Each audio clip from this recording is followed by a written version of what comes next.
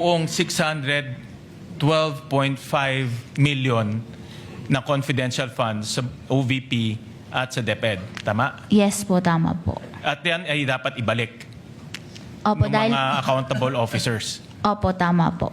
612.5 million pesos. Yan po ang buong confidential funds ni Vice President Sara Duterte na posible raw ma-disallow o ipabalik ng Commission Audit. Panomean, nakitaan ng butas kanina sa impeachment trial yung pag-disburse ng pera na yan. Naku po, natanong kasi dyan ni Senator George Win Gatchalian, ang testigo na si COA Auditor Shailene Del Campo. Lumabas na inamin daw pala ng OVP Special Disbursing Officer na ibinigay yung naunang 125 million pesos na confi funds ng opisina, naku po ito sa hepe ng security group ni VP Sara na si Colonel Raymond Lachica. Diba, base nga sa joint circular o yung patakaran sa confi funds, dapat yung tanging Special Disbursing Officer lang ang pwedeng humawak at mamahagi ng pera.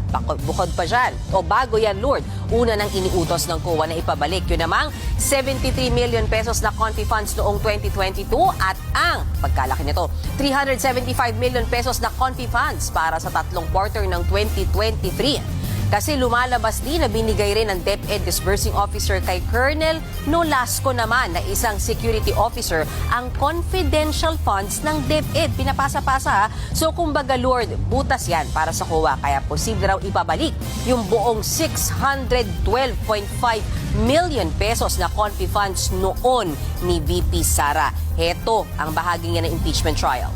Natin yung circumstances pareho Opo, binigay tama yung po. pera kay Lachica, binigay yung pera kay Nolasco. Kung ganun susundan natin na rational, pwedeng ma-disallow rin yung fourth quarter OVP. Pwedeng ma-disallow buong 612.5 million na confidential funds sa OVP at sa DepEd. Tama? Yes po, tama po. At yan ay dapat ibalik Opo, ng dahil... mga accountable officers. Opo, tama po.